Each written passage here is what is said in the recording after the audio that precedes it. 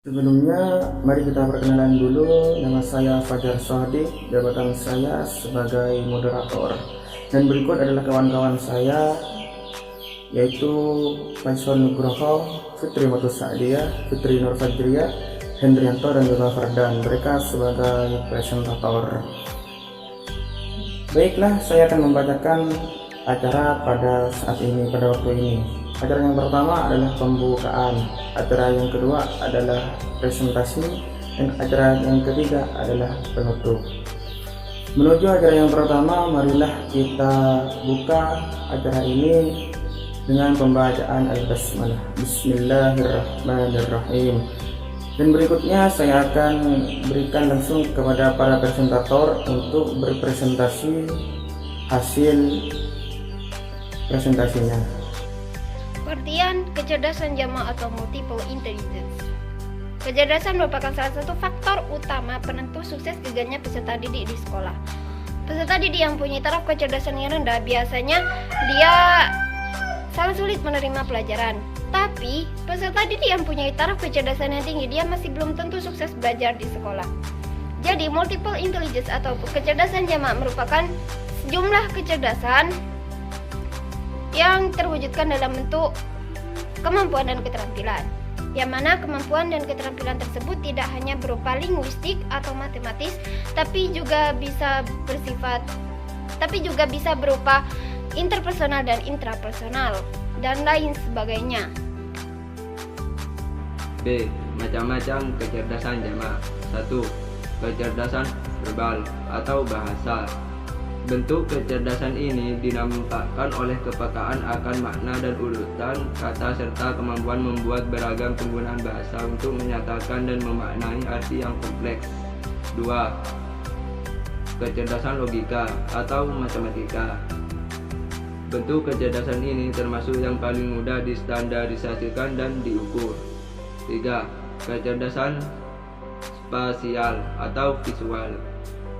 Bentuk kecerdasan ini umumnya terampil menghasilkan imaji mental dan menciptakan representasi grafis. Mereka sanggup berpikir 3 dimensi, mampu menciptakan ulang dunia visual. 4. Kecerdasan tubuh atau kinestetik.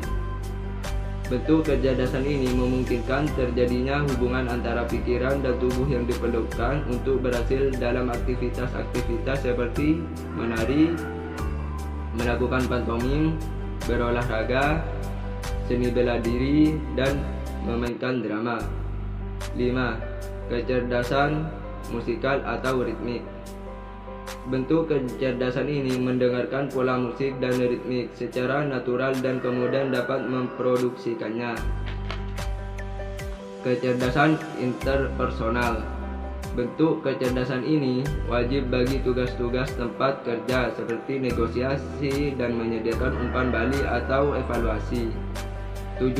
Kecerdasan intrapersonal. Bentuk kecerdasan ini merupakan kemampuan untuk memahami dan mengartikulasikan cara kerja terdalam dari karakter dan kepribadian. 8. Kecerdasan spiritual. Bentuk kecerdasan ini dapat dipandang sebagai sebuah kombinasi dan kesadaran interpersonal dan kecerdasan intrapersonal dengan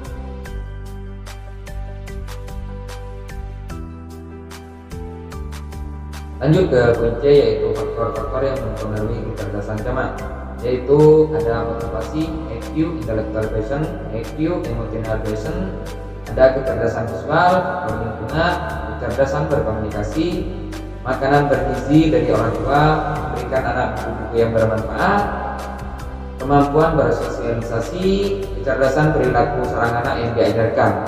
Itu saya lanjutkan ke pemateri selanjutnya. Penerapan kecerdasan jamaah dalam pembelajaran. Ada 3 tahap. Yang pertama adalah tahap input, yang kedua adalah tahap proses, dan yang ketiga adalah tahap output. Tahap input, MIR, atau sering disebut dengan Multiple Intelligence Research, bukan suatu alat tes untuk masuk sekolah, melainkan itu adalah sebuah riset bagi seorang peserta didik dan orang tua untuk mengetahui kecenderungan kecerdasan peserta didik yang menonjol dan juga sangat berpengaruh.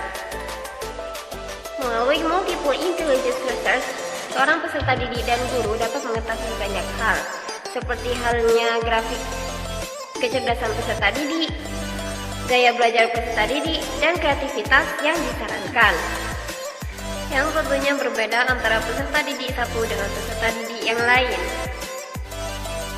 Tahapan proses. Tahapan ini merupakan tahapan dalam proses pembelajaran di mana nantinya gaya mengajar gurunya harus sama dengan gaya belajar peserta didiknya.